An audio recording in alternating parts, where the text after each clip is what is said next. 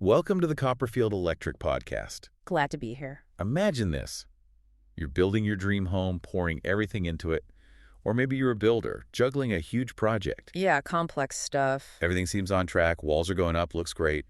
And then, bam, a failed electrical inspection. Oh, that's the worst. Exactly. Suddenly you've got costly delays, rework, just a massive headache you really didn't need. It happens more than you'd think. It really highlights something critical, but maybe overlooked in new construction. Those electrical inspections. Absolutely crucial. So today we're doing a deep dive.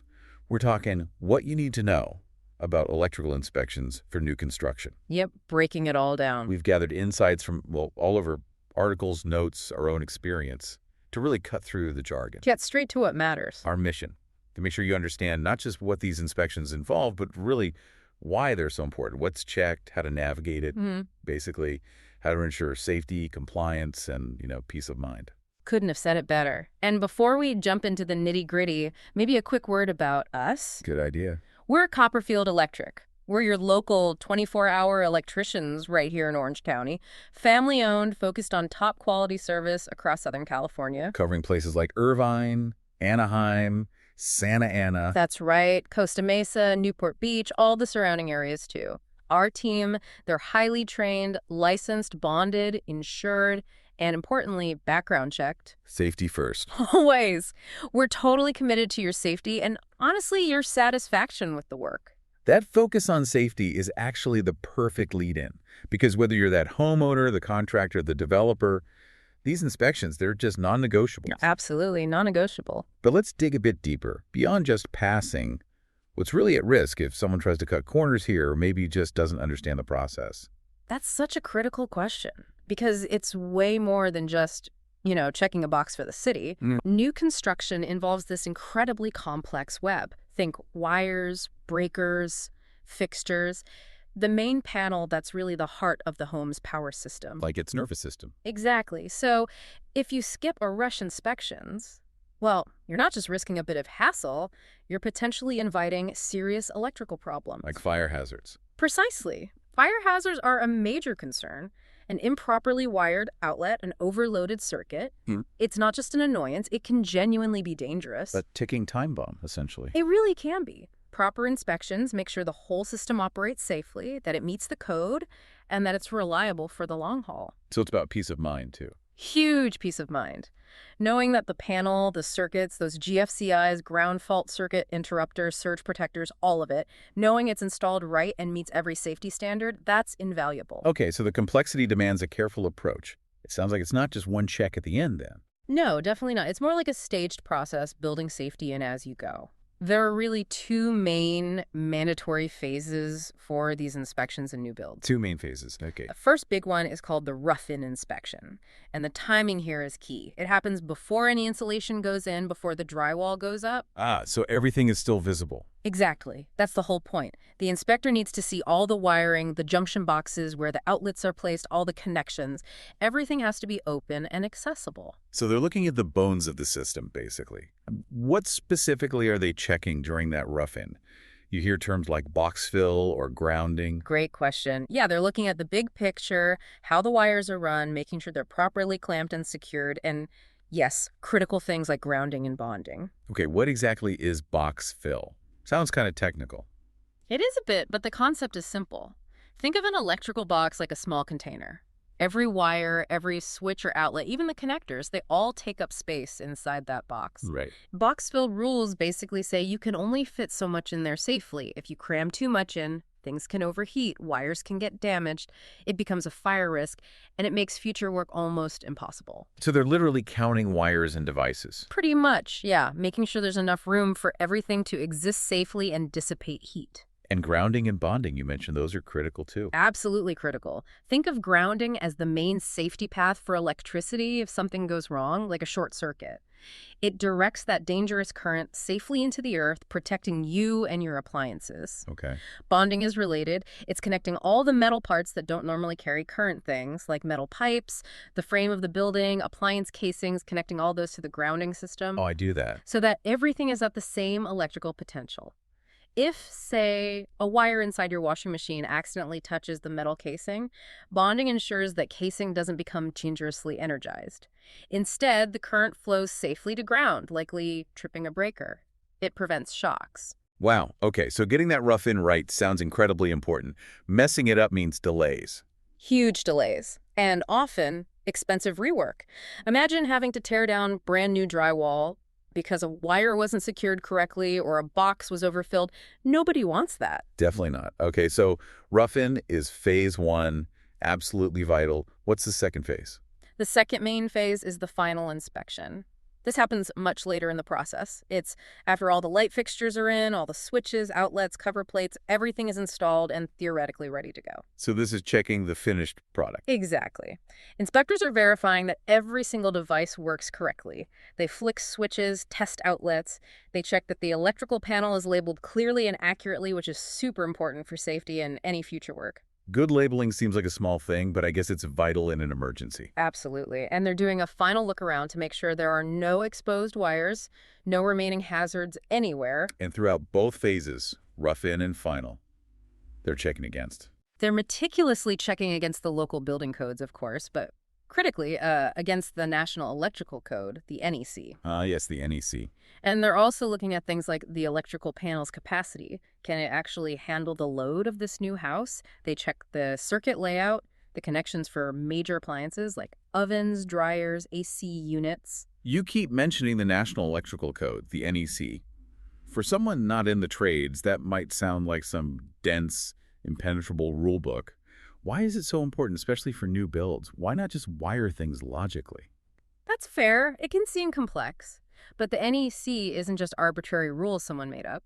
It's a comprehensive set of safety standards developed and updated every 3 years by experts, based on real-world data, new tech, and safety incidents. So it evolves. Constantly. Following the NEC is basically ensuring your home's electrical system meets the very latest, highest standards for safety. It protects your property, your family, even the electrical grid itself. It's not just about preventing shocks, it's about preventing fires. Can you give an example? What kind of specific things does the NEC dictate? Sure. For instance, the NEC tells you exactly where you must install GFCI outlets, those ones with the test reset buttons. You need them near water sources.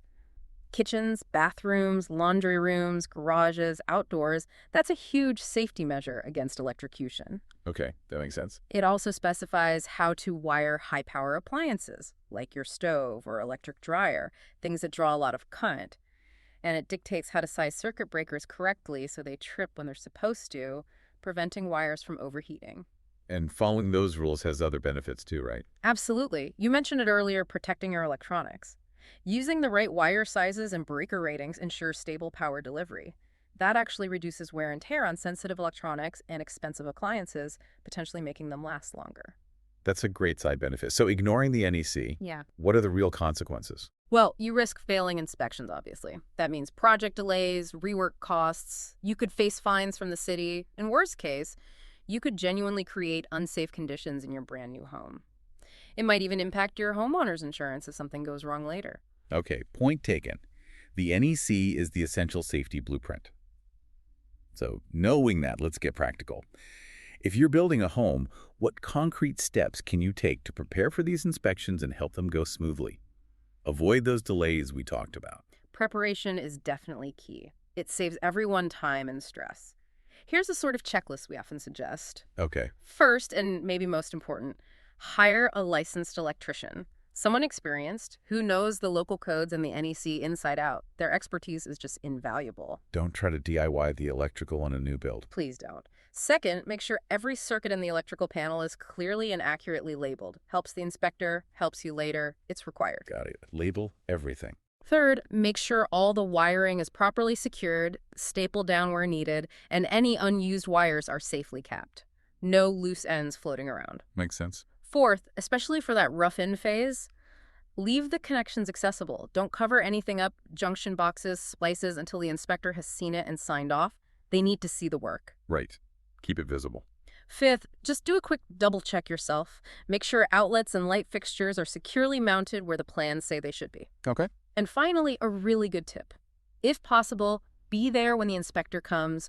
walk the site with them. You can answer questions immediately, maybe fix a minor issue right on the spot. It can prevent a reinspection fee and delay. Being present helps. Good advice. So that's preparation. Now, inspection day arrives. You've done your homework. What actually happens? What's the inspector doing step by step? Okay, so the inspector arrives. Usually they'll start by looking at your approved electrical plans and comparing them to what's actually been built, just to make sure everything matches up. Plan review first. Yep. Then they get hands-on. They'll start testing things. They won't test every single outlet and switch, usually a representative sample, but they'll check outlets, fixtures, switches, test the breakers. Make sure things work. And crucially, check that they're wired safely. They'll verify that those special safety outlets, the GFCIs in your water, and the AFCI's arc fault circuit interrupters, which detect dangerous arcs that can cause fires, are installed in the required locations. Okay, GFCIs and AFCIs. Important checks. Very. They'll also look closely at how wires enter boxes, make sure they're secured with proper clamps, and that the boxes themselves are mounted correctly, sitting flush with the wall surface. No gaps or exposed edges. Attention to detail. Definitely. And then they'll spend time at the main electrical panel, checking the grounding connections again, verifying the main breaker size, making sure the panel has enough capacity for the house's total electrical load. Can't have an undersized panel. No, that leads to constant tripping breakers or worse. If they do find any issues, anything that violates code, they'll issue a correction notice. It'll list exactly what needs to be fixed. You make the corrections, and then you have to schedule a follow-up inspection for them to check the fixes. So it's thorough. Designed to catch problems before the walls get closed up or before you move in. That's the entire goal, Yeah. safety and compliance. Which brings us back to timing. You mentioned the two phases, rough-in and final. How critical is scheduling these at the right point in the construction timeline? Oh, timing is everything in construction. Getting it wrong with inspections can really throw a wrench in the works. Right. So for the rough-in inspection, the sweet spot is right after the framing is done. Plumbing and HVAC rough-ins are likely done too, but before any insulation or drywall starts. The key is visibility. Got it. Bare bones stage. Exactly. Then, for the final inspection, schedule that only after every single electrical device is installed. Lights, switches, outlets, appliances connected, all cover plates on. It's basically the very last electrical step. Okay, makes sense. And, just to mention, sometimes there's also a need for a temporary power inspection. If you need power on the site early for construction tools and lights, that temporary setup needs its own safety check. Ah, good point. Temporary power needs inspection too. Definitely. And here's that pro tip again, because it's so important. Coordinate your electrical inspection schedule with your other trades. Talk to the plumber, the HVAC guys, the insulators, the drywall team.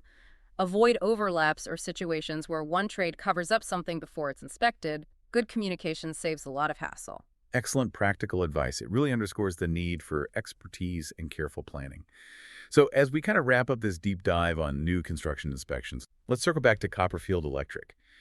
How do you guys fit into this? How do you help homeowners and builders navigate this critical process? Well, this is exactly what we specialize in. Our service, electrical installation for new construction, including ADUs, which are so common now. Right. ADUs are everywhere. It's core to what we do. We don't just install the wiring. We really guide our clients through that whole inspection process. Because we know the codes, we know the NEC, we know what inspectors are looking for. So you help ensure it passes the first time. That's always the goal. Our licensed electricians make sure the system isn't just compliant today, but it's built for long-term safety, efficiency, and performance. It's about doing it right. And you stand behind that work. Absolutely. Our core values are clear, fair, competitive pricing, a professional team you can trust. Remember, background checked. Right. We offer 247 emergency service because electrical problems don't wait for business hours. And we back it all with a 100% satisfaction guarantee. That's reassuring. We pride ourselves on being honest, diagnosing things accurately, and getting the job done right, on time, and on budget across Orange County and Southern California. That's a strong commitment. Okay, so let's quickly recap the main takeaways from our deep dive today. Feels good. For new construction electrical inspections, thorough preparation is key. Understanding the process, those rough-in and final stages, is vital. And honestly, hiring a qualified, licensed professional like Copperfield Electric is probably the most crucial step. It really is. Doing all that doesn't just tick boxes. It genuinely saves you time, protects your pretty significant investment in that new build, and gives you that all-important peace of mind. Well said. And maybe here's a final thought for everyone listening to kind of chew on. Okay. We've talked a lot about new construction today, but what about your current home? How confident are you really that your existing electrical system meets today's much tougher safety standards and codes? Are there maybe some forgotten corners, some older wiring, uninspected additions, potential issues hiding that could benefit from a professional look over? That's a really potent question, isn't it? Makes you think about what might be behind your own walls. It's worth considering. Definitely. So if that question resonates with you, or if you are planning new construction, an ADU, or just need reliable electrical work, don't hesitate. Please reach out. Contact Copperfield Electric. Whether it's for a professional panel inspection, getting a quote for upgrading breakers, or any electrical need, big or small. Remember, they're available 24/7 throughout Orange County and Southern California. We're here to help. Thanks so much for joining us on this deep dive. My pleasure.